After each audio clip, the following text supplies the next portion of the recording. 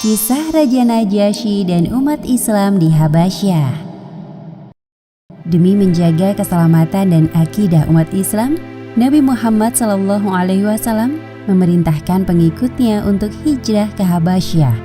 Orang-orang musyrik dongkol saat mengetahui bahwa umat Islam hidup aman dan tenang di Habasyah. Maka dikirimkanlah 2 orang utusan musyrik Quraisy untuk menghadap Raja Najasyi.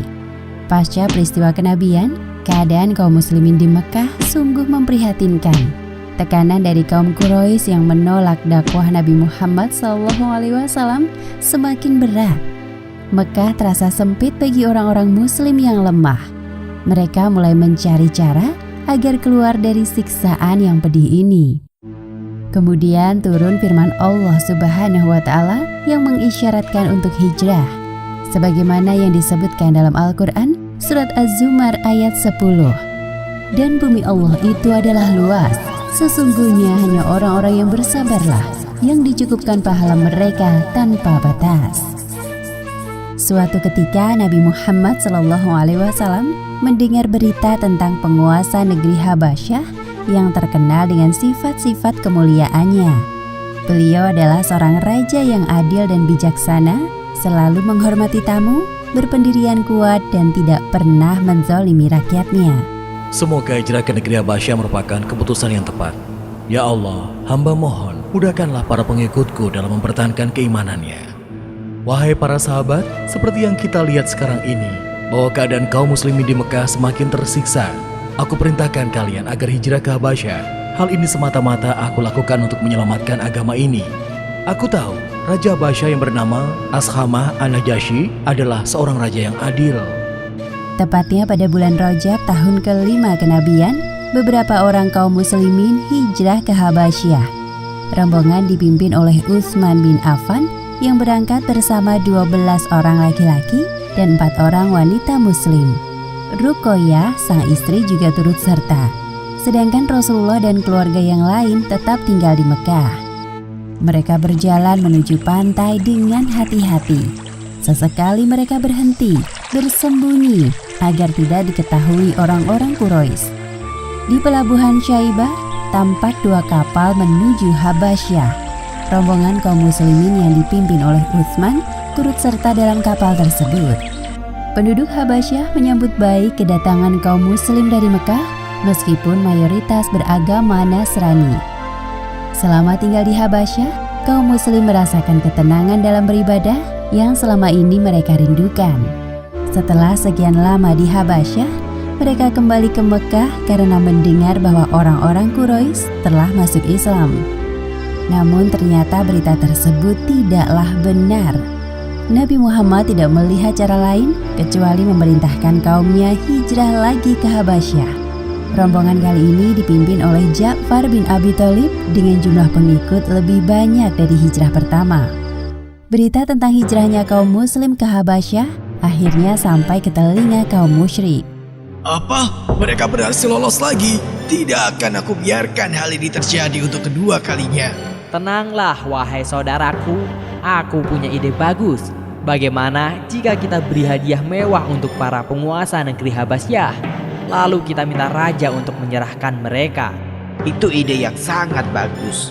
Aku akan memilih 2 orang yang paling cerdik akalnya dan pintar dalam berdebat untuk menemui raja. Keesokan harinya, berangkatlah 2 orang utusan kaum musyrik menuju negeri Habasyah.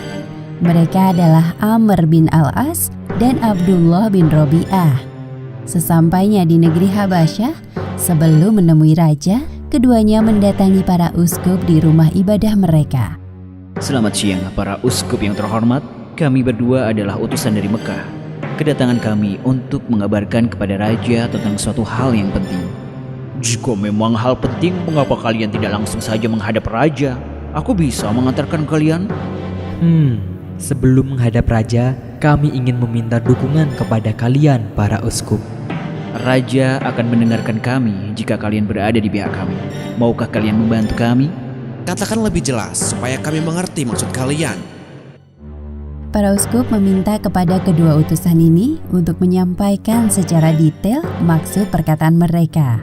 Beberapa waktu lalu telah datang para pelarian kaum kami ke negeri Habasyah. Tentu kalian mengenal mereka, bukan? Para pelarian itu telah memecah belah persatuan dengan keluar dari ajaran nenek moyang kami. Hal tersebut menyebabkan kekhawatiran di hati para pembesar kaum kami. Amr bin Al-Ash dan Abdullah bin Rabi'ah berusaha sekuat tenaga untuk menghasut para uskup, bahkan menawarkan hadiah mewah. Jadi, kalian ingin agar Raja Najasyi mengusir mereka dari Habasyah? Ya, para pembesar kaum kami tidak ingin kedatangan mereka justru memprovokasi para penduduk dengan ajaran baru yang dibawanya. Jika benar seperti itu, kita harus bertindak secepatnya. Terima kasih banyak wahai para uskup yang terhormat. Pembesar kaum kami menitipkan hadiah ini untuk kalian. Silahkan diterima. Kami pastikan berada di pihak kalian. Amr bin Al-Ash dan Abdullah bin Rabi'ah bersama para uskup mendatangi istana kerajaan. Wahai yang mulia, sesungguhnya ada beberapa orang bodoh yang telah menyusup ke negeri Anda.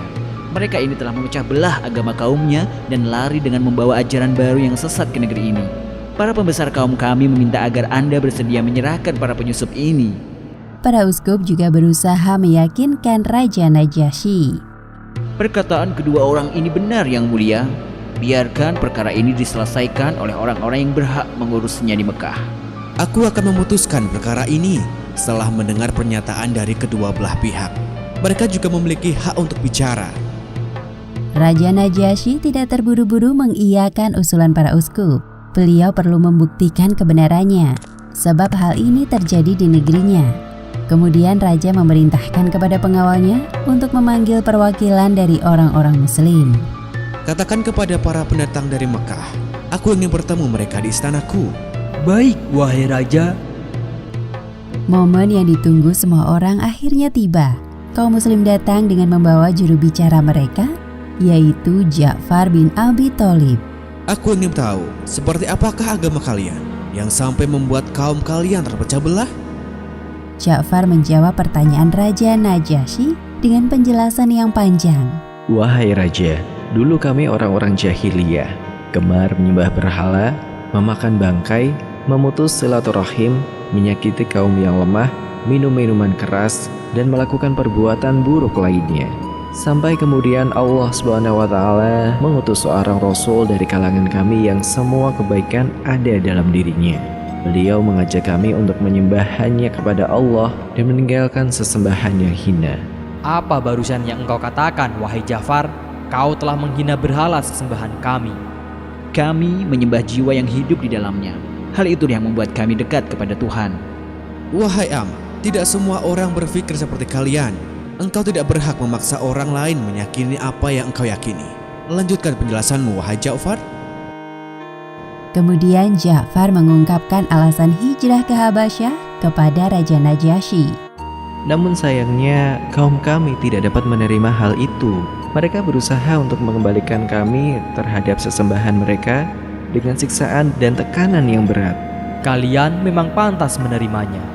Hal itulah yang membuat Rasul kami, Muhammad SAW, mengirim kami ke negeri Anda. Amr bin Al-Ash berusaha memojokkan Ja'far bin Abi Thalib dengan membandingkan antara Nabi Muhammad dan Nabi Isa, karena ia tahu bahwa Raja Najasyi adalah penganut agama Nasrani. Wahai Ja'far, dari tadi kau mengatakan bahwa Muhammad adalah utusan Allah. Memangnya mukjizat apa yang dia miliki? Apakah dia bisa bicara sewaktu masih bayi? Apakah dia bisa menghidupkan orang yang sudah mati? Menyembuhkan orang yang buta? Atau menurunkan makanan dari langit? Wahai Raja, bukankah yang barusan saya katakan itu benar? Ya, engkau benar, wahai Amr. Setiap Rasul memiliki mukjizat untuk membuktikan kerasulannya. Lantas, apa mukjizat dari Rasul kalian, wahai Ja'far? Al-Quran. Apa? Tulisan yang diberikan kepada orang yang bahkan tidak bisa membaca. Itu maksudmu? Raja Najasyi menanggapi perdebatan dengan tenang, tidak seperti Amr bin Al-Ash yang berapi-api. Aku pernah mendengar bahwa Tuhan mengutus seorang Rasul. Tidak peduli dia dapat membaca atau tidak jika Al-Quran memang diturunkan untuknya. Wahai Ja'far, apakah engkau bisa membacakan sedikit dari Al-Quran yang dibawa oleh Rasulullah itu? Ya, aku akan membacakannya di hadapan kalian semua. Kemudian Ja'far membacakan beberapa ayat dari surat Maryam. Tiba-tiba Raja Najasyi menangis terseduh-seduh hingga air mata membasahi jenggotnya. Begitu pula dengan para uskup. Sesungguhnya bacaan ini dan yang dibawa Isa benar-benar keluar dari satu cahaya yang sama-sama dari Allah. Kemudian Raja Najasyi mengusir kedua orang utusan kaum musyrik dan mengancamnya. Pergilah, demi Allah aku tidak akan menyerahkan pengikut Muhammad kepada kalian.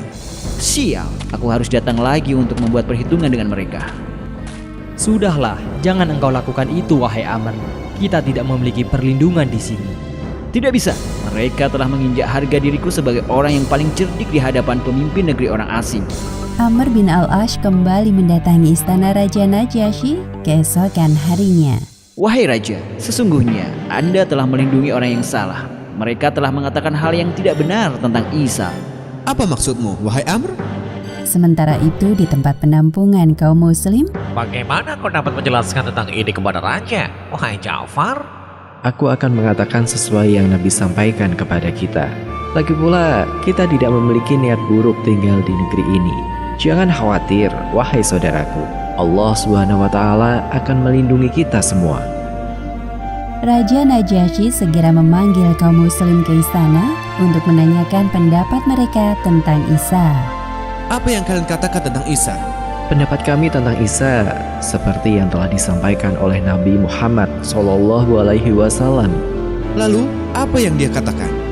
Isa adalah hamba Allah, Rasulnya, rohnya, dan kalimatnya yang disampaikan kepada Maryam yang suci. Demi Allah, apa yang dikatakannya sesuai dengan keadaan Isa bin Maryam? Sudahkah engkau dengar itu, wahai Amr? Ini terakhir kalinya aku meladeni ucapanmu. Sebaiknya engkau benar-benar kembali ke negeri asalmu. Bawa serta semua hadiah-hadiah itu. Aku tidak membutuhkannya. Dan untuk kalian, aku persilahkan kalian tinggal di Habasyah. Barang siapa yang berani menyakiti kalian akan berurusan denganku. Alhamdulillahirrabbilalamin. Demikianlah akhir kisah Raja Najasyi dan umat Islam di Habasyah. Hikmah yang dapat kita ambil dari kisah ini: pertama, keberanian Ja'far bin Abi Thalib dalam mempertahankan keimanannya patut dijadikan teladan. Kedua, sesungguhnya setiap amalan itu tergantung kepada niatnya. Maka awali pekerjaan dengan niat yang baik.